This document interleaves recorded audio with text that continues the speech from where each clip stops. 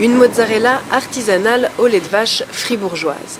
Cette production hébergée par la fromagerie de Mézières a commencé ici en avril avec 3500 litres de lait. Avant tout, on apprend et on connaît surtout les processus de l'industrie. Et nous, on voulait plutôt faire comme à l'ancienne. Donc traditionnellement faire les mozzarella avec des cultures lactiques qu'on a ici. Donc qu'on trouve déjà ici, avec le lait d'ici, avec la crème d'ici. Et ça change tout, c'est logique. Ça prend, c'est comme si vous démarrez presque dès le début. Et après, avec beaucoup de patience et pas mal de tests, on a trouvé la recette qu'on a aujourd'hui. Ouais, c'est assez speed. On travaille tout par rapport au pH, en fait, au suivi de la décidification. Donc c'est un peu la cuve qui nous donne le rythme du travail. Si ça va vite dans la cuve, on doit travailler vite. Si ça va un peu plus lentement, on peut un peu ralentir le rythme. Là, aujourd'hui, ça va vite. Il suffit de quelques petits paramètres qui changent d'une fabrication à l'autre. Et puis on a un peu toute la fabrication qui est chamboulée. Donc c'est tous les jours d'un défi de réussir à être précis avec du matériel artisanal. Donc sans cuve électronique, sans aide électronique.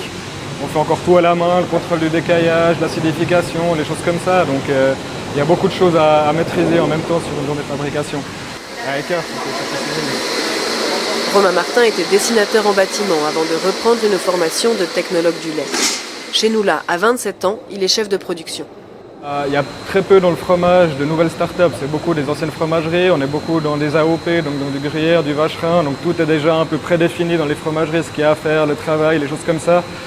Et puis voilà, là il y avait l'occasion avec cette boîte d'avoir une sorte de start-up, donc quelque chose de nouveau, de fonder quelque chose. Voilà, c'est sûr que c'est un petit stress en plus, il y a beaucoup d'inconnus, mais ça fait partie aussi, enfin, c'est une occasion qu'on n'a pas deux fois dans sa vie, dans ce métier-là, quoi.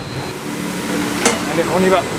Un défi personnel pour Martin, financier aussi pour le fondateur, plusieurs dizaines de milliers de francs de fonds propres, beaucoup de temps pour un produit très concurrencé par l'importation et l'industrie, qu'il vend environ 40% plus cher que la moyenne. On ne se compare pas avec un produit de l'industrie, ni au niveau prix, ni au niveau façon de faire, ni au niveau goût.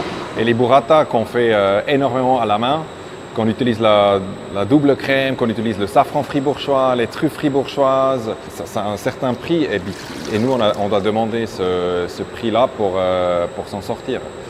C'est au bénéfice de tout le monde au long de la chaîne de valeur. Là, actuellement, on rentre gentiment dans une phase où on peut déjà couvrir nos coûts au niveau lait, au niveau installation, etc. C'est le début, il faut faire l'extra kilomètre, il faut y aller, il faut y croire.